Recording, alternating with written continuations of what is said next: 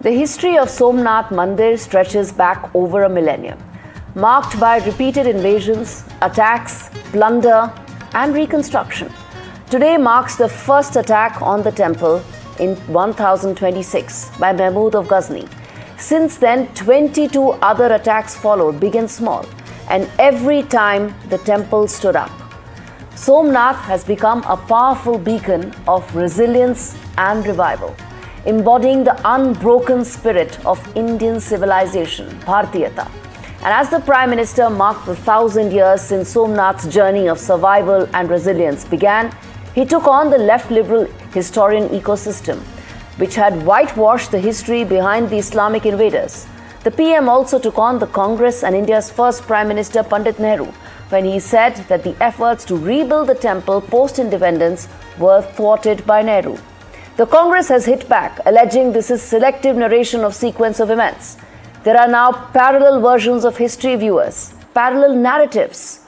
The question is, 1,000 years later, why can we as a people not accept true historical facts, not the sanitized version? Why is there politics over the most revered Shiva temple in the world? That's our big debate. First up, listen in to what the Prime Minister said. मजहबी उन्माद की मानसिकता को केवल साधारण लूट बताकर ढंकने के लिए किताबें लिखी गई।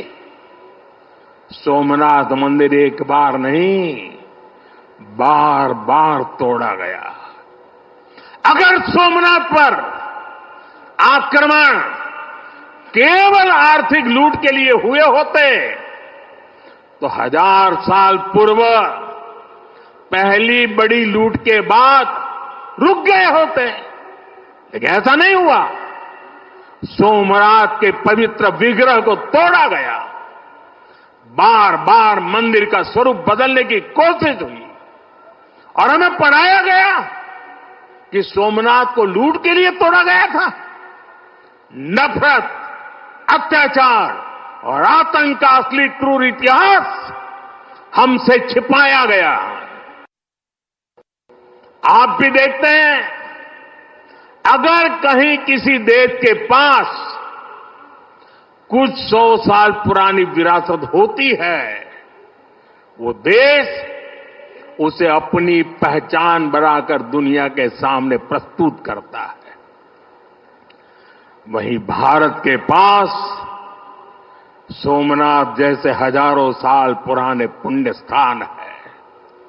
ये स्थान हमारे सामर्थ्य, प्रतिरोध और परंपरा के पर्याय रहे हैं। लेकिन दुर्भाग्य से आजादी के बाद गुलामी की मानसिकता वाले लोगों ने उनसे पल्ला झाड़ने की कोशिश की। उस इतिहास को भुलाने के कुत्सित प्रयास हुए। हम जानते हैं, सोमनाथ की रक्षा के लिए देश ने कैसे कैसे बलिदान दिए थे, लेकिन दुर्भाग्य से इन्हें कभी उतना महत्व नहीं दिया गया। बल्कि आक्रमण के इतिहास को भी कुछ इतिहासकारों और राजनेताओं द्वारा व्हाइट वॉश करने की कोशिश की गई। All right, joining me this evening is Pooja Tripathi representing the Congress, Charu Pragya representing the BJP, and Ami Ganatra, who is an author, and she's written Mahabharat Unraveled. So it's an all-women's panel. Thanks so much, all of you, for joining me this evening. Pooja, let me start with you. You know, some of the comments, some of the charge that is being leveled by the BJP essentially is that the Congress didn't participate then when the talk was about reconstruction of the temple right after the independence, and it didn't participate now. And appeasement is what defines the Congress party's position on Somnath Mandir. Gauri, good evening to everyone. Gauri, it was a shared celebration of a cultural heritage. 1,000 years Somnath Mandir completes it, and it's very disappointing. It's disappointing as a leader of the country. Pradhan Mantri ji has taken this occasion to take pot shots as opposition again. This pathological obsession with Nehru, this pathological obsession with Congress, he projected himself as a Shiv Bhakt when he went there, and it also continued there today. At least today, I was expecting this would be about Mahadev. This would be about our spiritual journey. This would be about our spiritual excellence. But no, it was again twisted, manipulated history. Pradhan Mantri, when he takes pot shot at the opposition, he very very calculatively, very very intelligently, they clip down the history to it, and that's what everybody is doing. That's what the whole Bharatiya Janata Party ecosystem is doing, and it was very So, disappointing. Pooja, what was selectively said? What do you think? What did the Congress say has not been pointed out? Yeah, when this was said by whom? This was said by him in 23rd November 1949 after a prayer meeting at Birla Auditorium.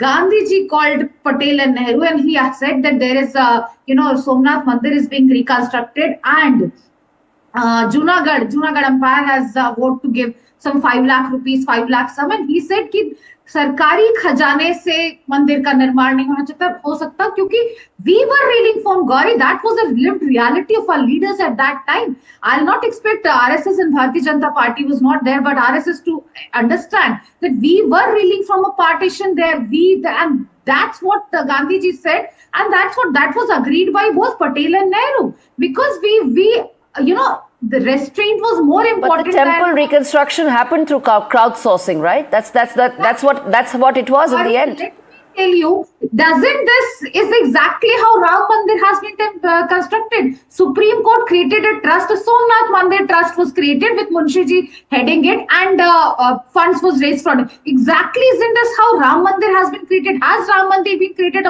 from the public exchequer's money? Ram Mandir has been created solely by donations. That's what happened, right? So what's the dispute? I'm asking you again that why is the Congress saying that there is selective narration of events that happened 75 years back? The history is very clear. Those letters are very clear. Exactly, that's what I'm saying. That's selective. When you take pot shots at Nehru, you are actually taking pot shots at Gandhiji. You are taking pot shots at Sardar Patel, who collectively decided that the state will not, the state money would not be used for the construction of Somnath Mandir, and the funds will be raised. And that's what, when you say कि किसी को एक ecosystem ऐसा था जो उस वक्त भी नहीं कहता था. So what about the letters that were written by Pandit Nehru to Rajendra Prasad? And then I'm going to give BJP a chance to counter. Yeah, I know the letters. You don't have to read out to them. They are in the public domain. I know the letters. And that's what, when you say, I am talking about 1947, I'm talking about a country not only wounded geographically by partition, but there was a deep sense of mistrust. And that's where Pandit Nehru decided that we will uphold to create a modern India based on unity. And that's when he decided that we will have... So the premise is that temple construction will lead to lack of unity. Okay, let's give Charu Pragya a chance to respond to what Pooja Tripathi has been saying. Charu. Gauri, good evening. Let's first pay homage to Somnath ji. And I think it is such a special occasion to celebrate. There is no other place in the entire world where civilizational triumph has been celebrated like this. It's 1,000 years of our history that we are remembering today.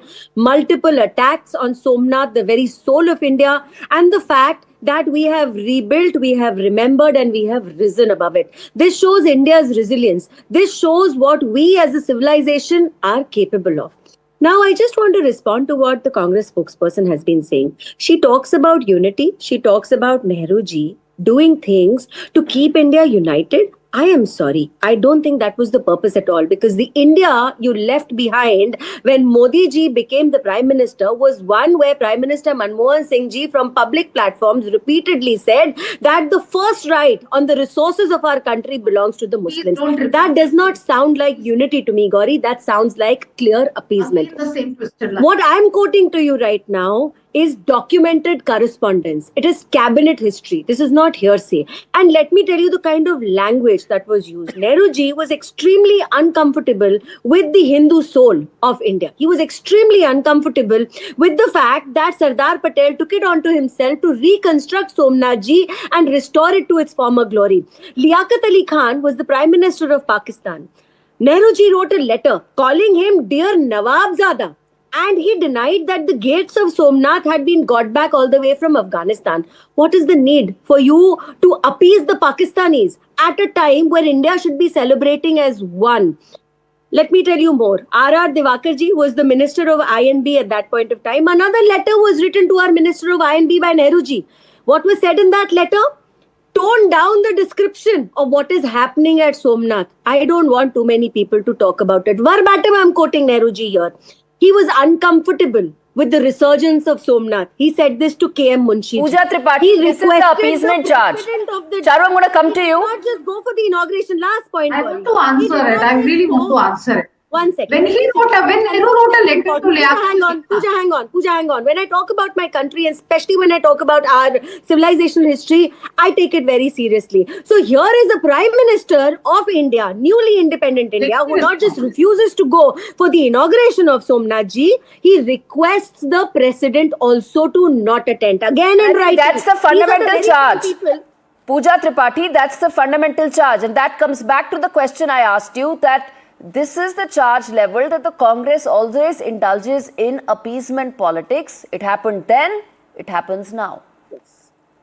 First of all, there's this habit of twisting statements, this habit of fabricated lies. Dr. Manmohan Singh, in a speech on National Development Council on 9th December 2006, said that the first right is for minorities, scheduled castes, scheduled tribes, OBCs, and you conveniently pick minorities and been misquoting, misrepresenting Dr. Manmohan Singh again and again and again. And this is enough of this that's going on. And when you talk about the letter to Liaquat Ali Khan, there was this media hype that the gates are being brought from Afghanistan, and that's what Nehru clarified. And I'm again saying he requested President. So what have you got to do? Why are you responding to Pakistan about Afghanistan?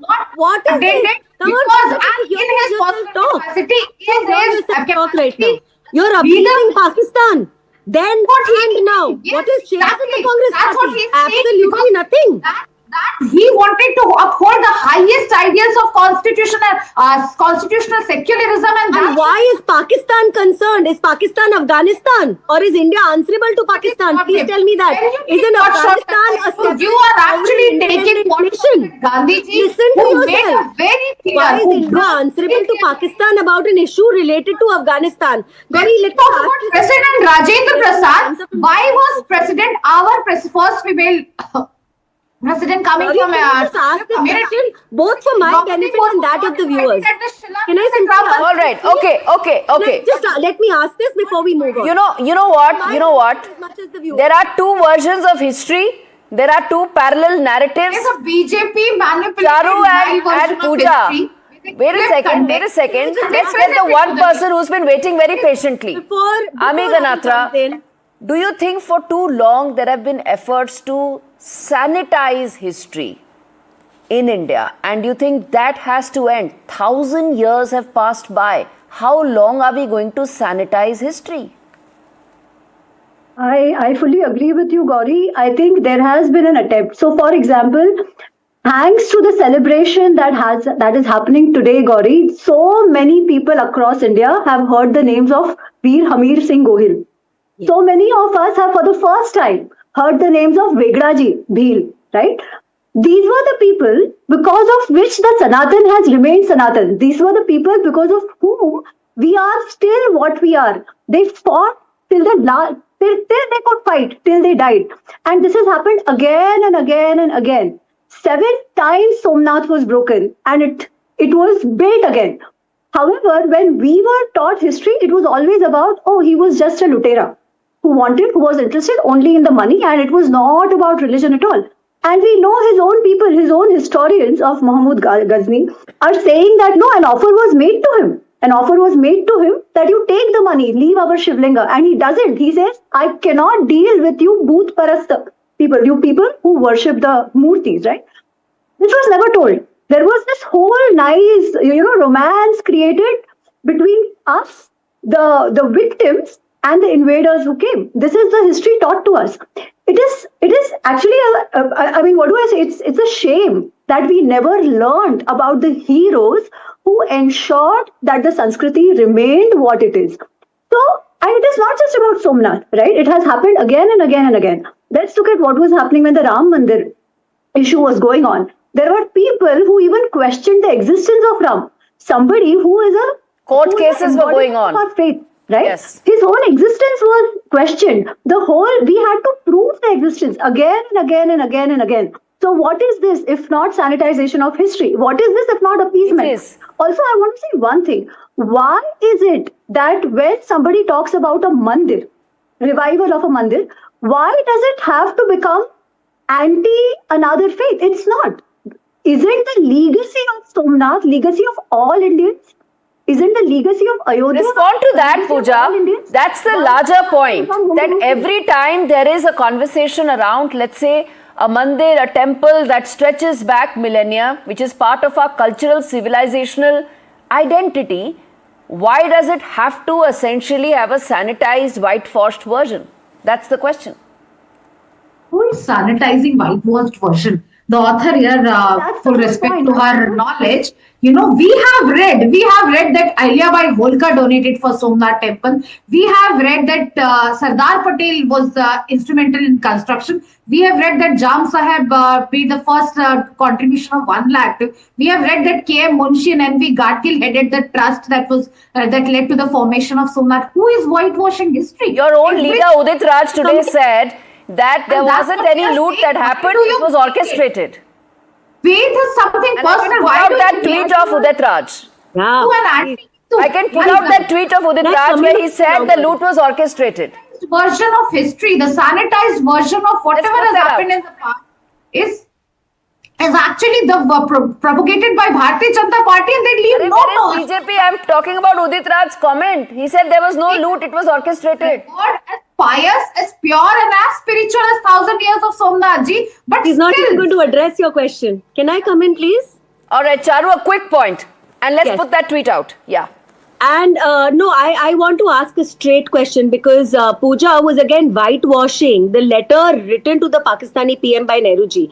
Please tell me, why is India answering to Pakistan on a matter which pertains to Afghanistan? Do they not understand they are two different countries? How are you even defending this or linking this together?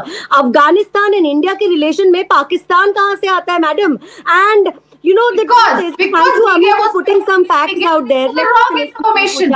We were not governing the country. Pooja. I'm telling you, some debates and conversations are not political. They come from the very core of me, and I will not indulge in politics. Governing the have my say. Don't get aggrieved about this. Can I come in? Gauri, you'll have to step in and ask her to wait for her turn. It's my time to talk. What this tells, and I am completely out of time. That tweet is actually there right now, and what he actually said, Udit Raj, we put that out. Ami, what it really means, I have to wrap this up, unfortunately, little time. But what it does mean is that 1,000 years later also, are we actually in a position to have an objective discourse about it? Can we have a discourse about it that's objective, keeping our biases, or as the Prime Minister says, the appeasement mentality out of it? The slave mentality that has actually defined how we've treated this issue. 1,000 years have passed. How long before we can actually address this? I'm going to leave it there. Thank you so much. It was an all-women's panel where we discussed this issue. But at the end of the day, viewers, resilience and revival are not abstract concepts. They are lived realities. There may be politics, there may be parallel narratives, but those lived realities are best embodied in monuments and temples like the Somnath Mandir. And that's what you and I need to always remember. Thank you so much for watching this special broadcast.